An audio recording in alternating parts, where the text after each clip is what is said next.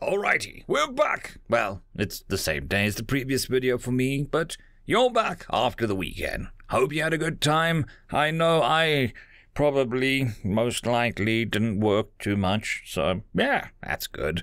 I would just like to give a very big thank you to my Tier 5 channel members and patrons. Bob the Dragon, Data Magnet, Cat Crab Lobster, Duck Machine, Try Again 95, Estrella the Dreamer, Mesic, Fudic Joel, German Chemist, and Casper Arnholtz. Thank you again very much. Anyways, on to the Monday moms, nom nom nom. The Care and Feeding of Humans, Part 7. Breakfast, the most important meal of the day. Humans have a saying, breakfast is the most important meal of the day. When originally researched, it seemed like this saying was a direct result of propaganda on the part of the breakfast food manufacturers. However, direct observation tells us that this is a time when humans reconnect with their others and with other objects, animals, or people that have been bonded with. Breakfast is the most important meal of the day, because that's when humans do much of their bonding. Eat breakfast with your humans whenever possible.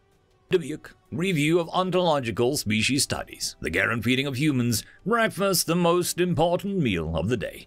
Published by Glass and Steel, The Care and Feeding of Humans, Translation Engine 3.14159. Before leaving their quarters in the morning, Nerif insisted on running her hands over Querif and Terif's head, making sure that all the feathers were in place. She wanted everyone looking their best for their first breakfast. Querif and Terif put up their fussing, picking up on her tension. "You both read the book, right?" Terif said. "You know how to act and what not to say." Terif nodded.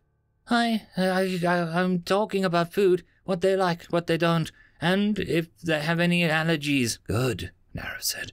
"Well, I plan to ask them if they get airsick or like to do barrels," Querif said, a sly grin playing over his face. Nerif rolled her eyes. She'd learned that trait from the book and thought that it was a perfect expression for how the boys acted sometimes. Not boys, she reminded herself.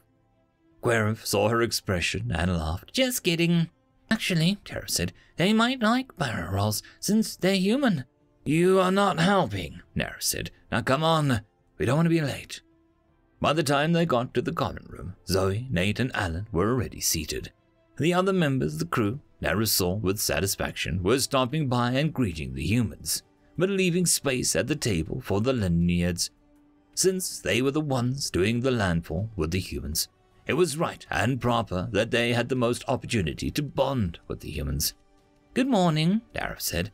"Zoe, Alan, and Nate," she pointed at each one and said their name. "These are my nesters, Querif and Terif." "Pleased to meet you," Nate said, and as he stood up and reached his hand across the table. Terif made a tiny little squeak of joy. Nerif could totally relate to it, since she'd done as much of the same when she'd got to do her first handshake with a human. Hopefully, since the sound was so small enough that the humans hadn't heard it. None of them commented on it, although a hint of a smile crossed Alan's face, while she just hoped that it wouldn't mention it and embarrass Terif. After everyone had participated in a general handshaking, they all sat back down at the table. "So," Nate said, "Nerif, Querif, and Terif, is the fact that your names rhyme a coincidence, or does it mean ow?"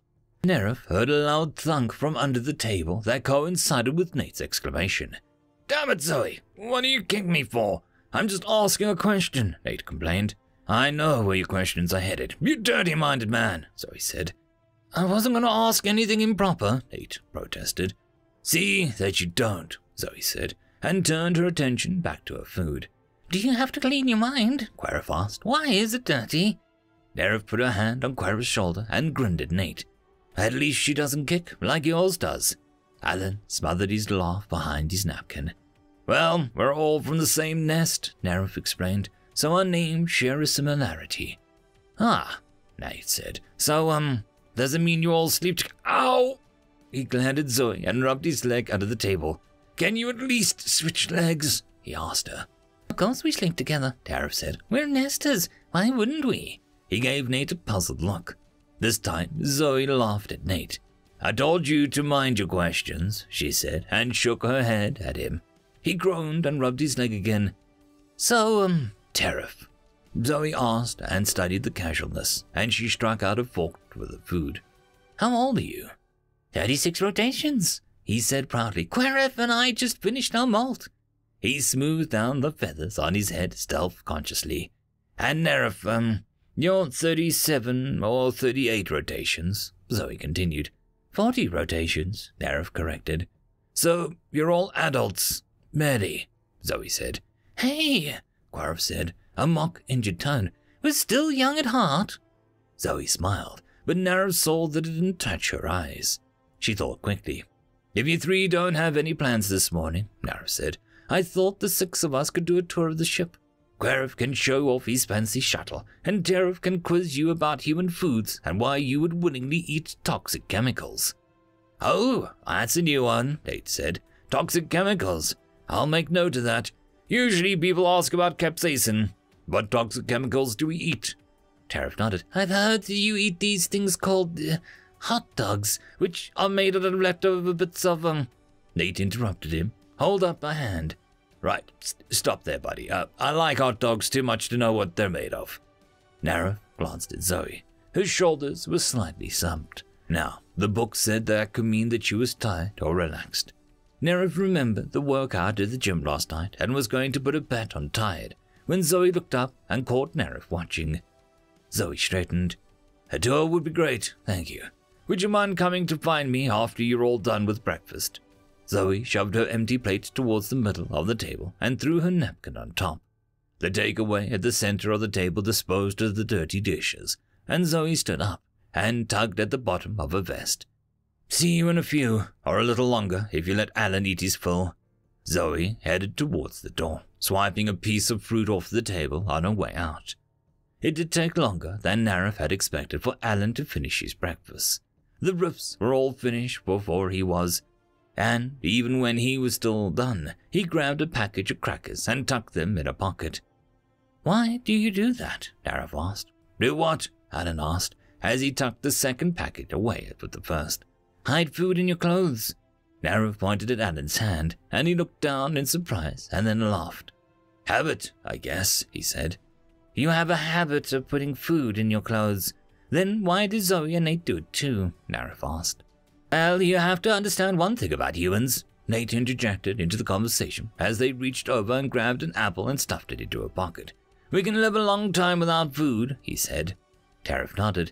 The book says you can live without food for 3 weeks. Trust Tariff to remember the food-related details. 3 weeks, Nate scoffed. We can live longer than that if the conditions are right. But why I knew this one fella, he had jaws wide shut and lived on drinks alone for, well, a good long time. Anyways, we can live a long time without food, but we really don't like it, so we hoard food. Do all humans hoard food? Tariff asked. The book hadn't said anything about that trait. Not all humans, no, Nate said. The easygoing smile left his face. Just any of them that ever worked for the glint. Oh, Querf said, the uncomfortable twitch of his feathers. Silence took the place of conversation and banter between them. And then Nate brightened and put a smile back on his face. Hey, how about that tour? He asked. End of chapter. And that, my friends, concludes this video. I hope that you